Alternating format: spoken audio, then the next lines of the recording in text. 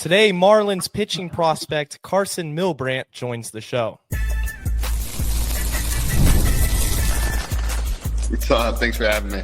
You are Locked On Marlins, your daily podcast on the Miami Marlins. Part of the Locked On Podcast Network, your team every day. Welcome into Locked On Marlins. I'm your host, Jeremiah Geiger. I'm a diehard Marlins fan, and I've podcasted about the team for the last 4 seasons. You can find me on X at Jeremiah Geiger 2, and thank you for making Locked On Marlins your first listen of the day. Part of the Locked On Podcast Network, your team every day. Hit subscribe on the YouTube channel. Leave a like, leave a comment. And today's episode is brought to you by Monarch Money. Take control of your finances with Monarch Money. Use code LOCKEDONMLB at monarchmoney.com for 50% off your first year. And joining me on today's show is Marlins pitching prospect Karson Milbrandt. Karson, welcome into the show. How are you doing? I'm doing good. Yeah, thanks for having me. Absolutely. Excited to talk some baseball with you. And the first segment, I just kind of want to let the audience know your background as a pitcher, your baseball journey. You know, everybody has their journey and what they start off with. So was it always baseball for you? Did you play other sports growing up? How was your athletic experience throughout your life? Yeah, so growing up, I played baseball, basketball, football, a little bit of soccer, and cross country a little bit in middle school. But pretty much the big two for me were basketball and baseball. Played basketball all the way throughout high school, and then started being pretty good at baseball around my sophomore year. And that's when I kind of realized I could maybe make this thing work. Started to get some D1 interest. My junior year, I actually committed to Mizzou, I'm from Kansas City, so thought that was super cool. And then that year they won like 10 games. So ended up decommitting from there. And then, committed to Vandy. And then since my junior year, that's when everything started to kind of take off, started to throw a little harder. Went to area codes, did all the circuit stuff, and then, ended up getting drafted by the Marlins. So when you were growing up, you mentioned, being from Missouri, Kansas City, were you a Royals fan? Oh yeah, huge Royals fan. My 6th grade and 7th grade year was when they were really good. So got to go to the parade when I was in 6th grade after they won everything, and no, I'm in 7th grade. I don't know. But they obviously, 2014, 2015 was a super good time to be a Royals fan. Obviously, now we have the Chiefs, which is awesome because it's just an absolute dynasty that they have right now. So, yeah, it's been super fun to watch. That's funny because, I'm a big NFL fan. I'm a Chargers fan. So you guys, you're my number one enemy, the Chiefs. But it's respect because until we beat you, we can't say anything, So, exactly. You mentioned going to Vanderbilt. Yeah, exactly. The dynasty, man. Going to Vanderbilt, you were committed there, and obviously Vanderbilt's a powerhouse. I mean, in college baseball, that was the premier program of the time. It still is to a degree. What kind of flipped you from going to Vanderbilt and then accepting, the draft pick to the Marlins as a 3rd rounder? Yeah, obviously you look at the track record that Miami has, where they were producing pitchers. They had Yuri Perez, they had Jake Eater, and then obviously now you look at it, it's Thomas White, Robbie Snelling, the track record they have of producing pitchers. So to be able to learn from these guys, then obviously I can always go back to school, but I can't go back to if I can't develop. I feel like right now, if I went to Vanderbilt, I don't think I'd be this developed, I got 21 out of almost 300 in my belt, where if I went to Vandy, maybe I'm getting drafted right now and I have maybe 150 innings on my belt and it's developed. Yeah, it's all about opportunity, right? You have to take that opportunity, yeah. I feel like. And you mentioned the Marlins being really good at developing pitchers, and we're going to talk about that later. But right now you're in Beloit. This is your 2nd year in high A with the Snappers. How's the day-to-day life for you in high A at that particular level of minor league baseball? Do you have a set routine? Yeah, I think that's like also what the minor leagues are for, is kind of finding that routine, having something to kind of lean on where if stuff doesn't go your way, I can be like, okay, I can do this and it's going to get me right back on track. Where it's kind of like learning your routine and then kind of just learning how to execute. Yeah, and speaking of that execution, it's been working out pretty well recently. Midwest League Pitcher of the Week, back-to-back starts with 10 strikeouts. We're going to talk more about in-depth, of your arsenal and how you attack hitters in a little bit, but just your success right now, it's all coming together right now. Like you got to say 20 strikeouts over what is it, 9 2/3 innings? That's awesome, man. Yeah. Yeah, thank you. I think one of the I guess you could say the national attention that is put on the Marlins is, yes, they trade people away. If you're not a Marlins fan, there's somewhat of a negative connotation to the Marlins. But I think one of the best strong points that Marlins fans have, especially those that really dive deep into the system, the major leagues, the minor league, is their ability to develop pitchers. How have you seen yourself, take a step forward from the beginning of this season to where you are right now with these 10 strikeout games back to back? Yeah, I mean, it's honestly like starts back from when I first got drafted. I've always had like a pretty good fastball, but I had no off speed.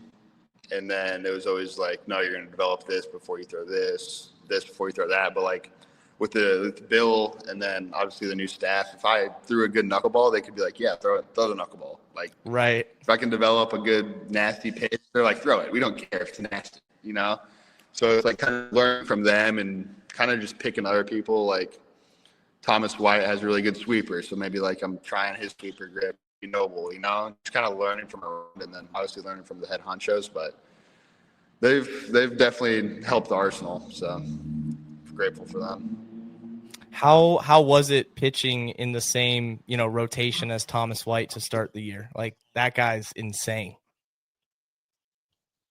That guy's people like they talk about kind of like, oh, like who do you think is going to be like the next big leaguer, who's going to get moved up? It's like you can't really even throw Tom in that conversation because in our eyes he's already a big leaguer. It's like right. The guy's just a freak.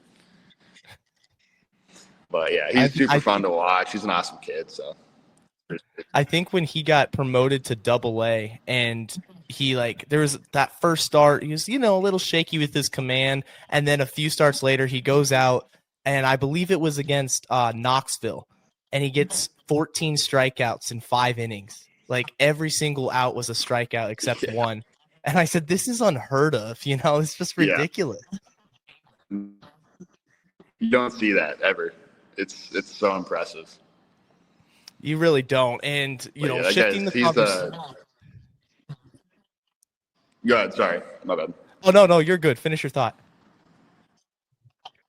I was just gonna say that guys, he's something. He's awesome. You just don't see that, and it's so fun to watch. Coming up next, we're gonna talk about your pitching growth and development since you've been in the minor leagues, and also, just your approach when you're on the mound. That's gonna come up right after this.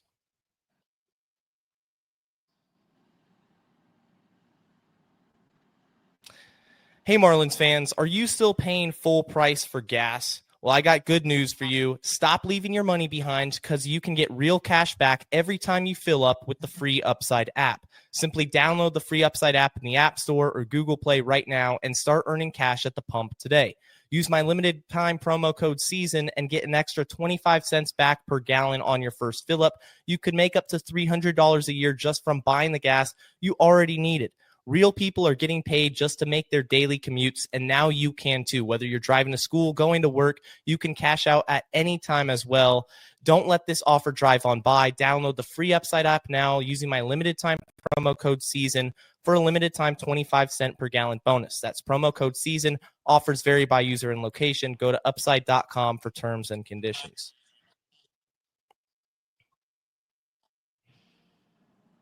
Back here with Karson Milbrandt, pitcher for High A Beloit in the Marlins system. Karson, when it comes to your arsenal, and the pitches you throw. I believe you throw 4 now. Correct me if I'm wrong. You throw the fastball, slider, curve, and you added a kick change this year. So kind of walk me through this arsenal. What's your bread and butter? What do you feel most comfortable with? And, just how do you attack hitters in terms of, those numerous pitches? Yeah, I also have a gyro, which is honestly, if you want to talk about bread and butter, I think that just probably plays the best off my fastball.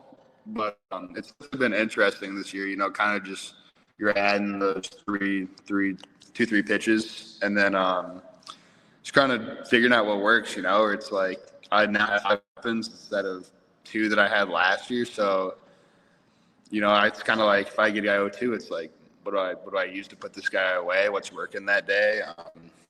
Obviously, recently it's been a little bit of everything, so it's been pretty fun. Just being like, I can throw this right here. This kid's not going to get close to it, so just throw it with content and then see what happens.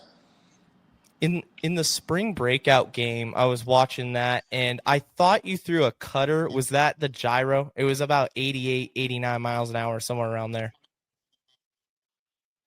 Yeah, it's the gyro. Okay. Awesome. You're having a breakout season. Like, I'm looking through the numbers here. I mean, you're racking up the strikeouts. You got 103 strikeouts and 79 and a third this season across 20 starts. Last year, and your ERA is a 3.18. Last year, less strikeouts, and then the ERA at 4.33. So we've seen a huge jump in just terms of production.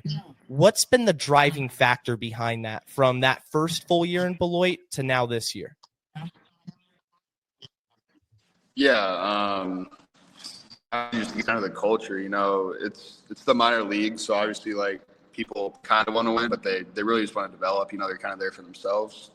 Versus now we kind of have like that winning culture. Like I think we're a game up in first place, and it's like, if everyone wants to win, you're going to just play better as a team. You're going to elevate yourself because you're just like, we got to win these games. We want to win it. So just kind of playing to win, and then just kind of just attacking guys. Just, putting your head down, doing your work, finding your routine, playing it day to day. Just maybe if you have a bad outing, don't let it define the next one. Just flip the page and then get them next week. Going back to that, that winning culture, as you stated, that's kind of prevalent throughout the entire organization. We've seen Jacksonville and AAA; they're kind of embracing the same mentality. We're here to win.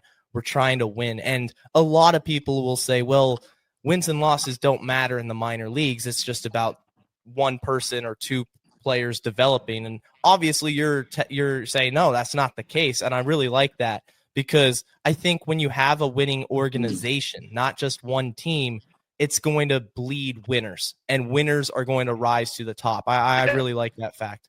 Your approach on the mound, do you have a different mentality when you're out there? Just like the person you are off the field compared to the person you are on the mound, that competitive nature, how much does that factor in? Yeah, I mean, on the mound, it's for me, I kind of think about, especially this year, just kind of having that bulldog mentality where it's like, like you said, it is kind of my second year here.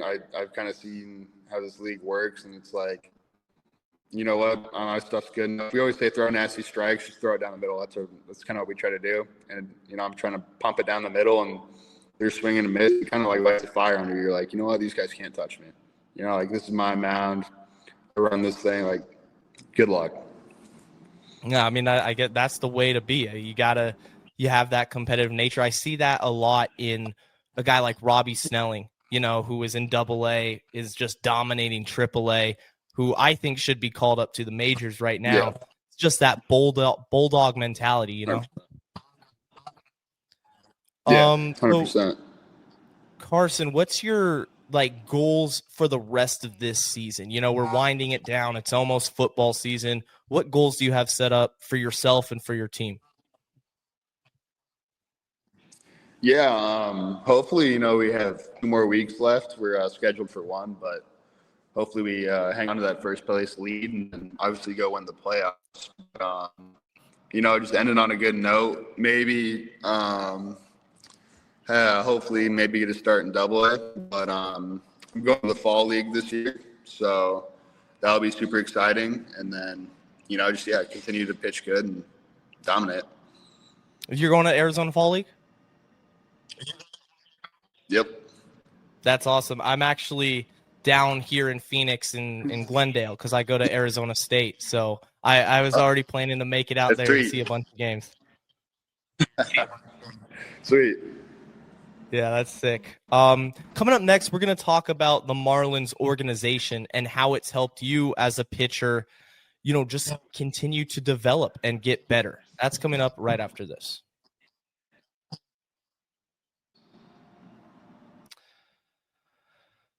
Most people can't name all their financial accounts or even what they're worth, whether it's 401ks, properties, or investments. And when you don't have the full picture, you can end up leaving money on the table. That's why there's Monarch Money. It's an all-in-one personal finance tool that brings your entire financial life together in one clean, easy-to-use interface on your laptop or your phone. Monarch is built for people with busy lives. If you've put off organizing your finances, don't worry. Monarch is for you because it does the heavy lifting for you. You can link all your accounts in minutes, see clear data visuals, get smart categorization of your spending, and finally feel in control of your money without ever using a spreadsheet. You're going to be able to save more and maximize your investments, increase that savings rate. So don't let financial opportunity slip through the cracks. Use code LOCKEDONMLB at monarchmoney.com in your browser for half off your first year. That's 50% off your first year at monarchmoney.com with code LOCKEDONMLB. Back here on the show with Karson Milbrandt. The video might be out for those YouTube watchers, but we still got audio, so we're gonna keep on going here.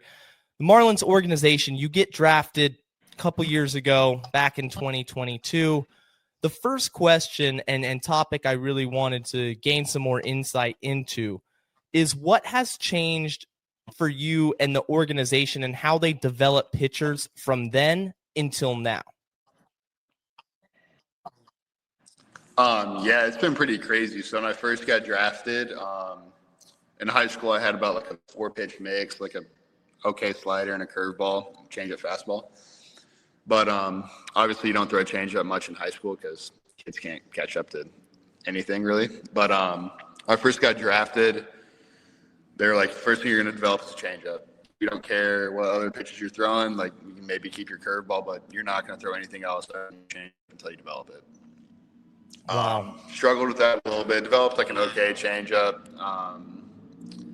It's a little wild, but wasn't that good. But obviously, yeah, last year, my first year, kind of had that 3-pitch mix: curveball, okay changeup, and then my heater. And then I think it was at the end of last year, we kind of had a player plan, and it was like maybe develop a cutter, maybe develop a sweeper, maybe kind of go from there, like feel it out, see what you can do. And then, yeah, I came into spring this year and had a okay cutter, a little bit of like a Carter's slider sweeper type of deal. Curveball took a big step, and then I started kicking my change up, which took a huge step. And then the heater's always been pretty good. But came into spring with like kind of like a jumbly arsenal. Everything was just like kind of okay. And then in spring training and early camp, we just tinkered with everything and started to become pretty elite. The cutter obviously is pretty good. The sweeper it's definitely taken a step in the right direction. The kick change is good, and then curveball is definitely pretty good. But just kind of learning from the Bill and then a couple of the other guys, just figuring out like, oh, maybe if you think this, and then all of a sudden you're sweeping it at 20 versus 10. Maybe like, oh, try this with your kick change, and all of a sudden you're throwing a plus changeup. So Right. It's been pretty cool. It's definitely feels like you're in like one of those like weird YouTube videos where it's like, hey, just try this, and then all of a sudden you're throwing like a banger of a pitch. It's kind of like, oh, why didn't I think of that? But it's pretty fun. It's cool. Was Bill Hazel the one that kind of influenced that kick change, or how did you kind of put that in your arsenal? Who was the individual that was like, you should add this, we should work on this? Yeah, we actually put it in last year I think it was like the last week of the season, and Royce, who is the pitching coach in the DR, was like, just try this. And I've never been a guy that's been able to kill a little like vert on my changeup because I throw like a high vert fastball, But I ended up killing a ton of vert on it. But it was kind of like still new. It's kind of like, I don't really know how to throw this thing. Just kind of like grabbing it and throwing it. Like there's not really any thought behind it. And it was pretty inconsistent. But now, yeah, in spring training, it was Bill. Yeah, he's like, we're going to do this. You're going to try this. And ended up working. So that's awesome. You know, with the Marlins, they're very data oriented. They love analytics, and it kind of infiltrates all levels of the minor leagues. So for you as a pitcher, how important is data, is analytics, and do you use it to make yourself better? Like, how do you factor into the analytics conversation? Yeah, I think analytics is huge because we do pitch designs, which is like your kind of VP type deal. But yeah, the coaches are right behind you with the iPad, and it's like if I back up a cutter, but it feels good out of the hand, I wouldn't know if it backed up. Maybe it's like you maybe got like 0 or like 0.1 to the left versus my good ones get like 5 inches to the left, and it's more swing and miss, you know. But it's also like it's kind of nice. It's a little bit of both because you got the analytics, but then you also have like your teammate in the box, and it's like, hey, like what do you have on that? Like good pitch, bad pitch. You know, when would I throw it? What's it look good off of? So it's definitely getting a little bit of both. But yeah, having the iPad behind you with all of the stats and the data, it's been pretty nice. Yeah, I think that's been a really good addition for the Marlins org because, like I said, I think this organization is a pitching factory. I mean, we got Thomas White, we have Robbie Snelling. I think you're one of the most underrated pitching prospects in the minor leagues for the Marlins system. And there's a lot of conversation, or there has been conversation of, well, you know, Karson Milbrandt, he's a starter now, but will he move to the bullpen? And with these additional pitches that you've added, well, if you can control them, that kind of takes that out of the equation. So how important is it for you just to continue improving? And what do you have to improve on specifically to reach that next step in your career? Yeah, I mean, I just feel like you're always improving. You know, even in the big leagues, you're still learning. You know, continuing to attack the just kind of getting more consistent in the pitch shape where it's just dominating over and over, repetition, more reps, and I think just kind of toning down the walks a little bit, which I've done a little bit better this year, but obviously it's not great still. But yeah, just got to keep on doing. Throwing the ball over the plate, striking guys out, not walking guys, and I think we're ready for that next step. That's all you can do. Hopefully, Double A's right around the corner. I mean, I think you're ready for it. I know other people that also think you're ready because, like I said, breakout season, man. Any teammates as we wrap this up here? Any teammates that you've played with since you've been a Marlin that you think might be getting slept on?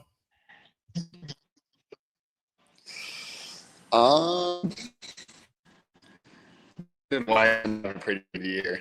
I mean, honestly, you could go. If you ask me, I'd say anyone in this little Beloit rotation has been having a really good year. I think we've got a really good squad here. People have been throwing the ball well. It's been a fun team. But my boy Cade Gibson, he was in Beloit with me last year, and then he was in Lilley with me my first year. He's obviously in the bigs now, but I felt like he was always getting slept on. That guy put together like 2 really good years in the minors, and obviously it's paying off this year because he's obviously in the big leagues. But that guy's awesome. That's awesome. Yeah, I think, you know, every time you get to interact with these players and see what they do, it's only going to drive your success moving forward. So I think there's big things ahead of you, man. And, you know, I just want to thank you for taking the time and coming on the show. Yeah, thanks for having me. We have an important request. Locked On wants to hear from you. We've put together a survey to learn more about our listeners and make your favorite podcasts even better. This is your chance to tell us what you like, what you don't, and answer questions about our advertising. Go to lockedonpodcast.com/survey to get started. Everyone who completes a survey will be entered for a chance to win one of 10 $100 Amazon gift cards. Again, that's lockedonpodcast.com/survey. You can also find the link in the show notes. Thank you for helping us out. That's going to do it for today's edition of Locked On Marlins. Hey, it's another big moment for Locked On. College football fans, Locked On and Fire TV present College Football Kickoff, your ultimate college football weekly preview. Drake Toll of Locked On Big 12 leads the conversation alongside two-time AP Coach of the Year Gary Patterson, former college star Jesse Hawley, and Locked On's local experts. A college football preview only Locked On can do. Catch College Football Kickoff every Thursday throughout the season only on Fire TV. And until next time, guys, stay safe, stay locked on, and let's go fish.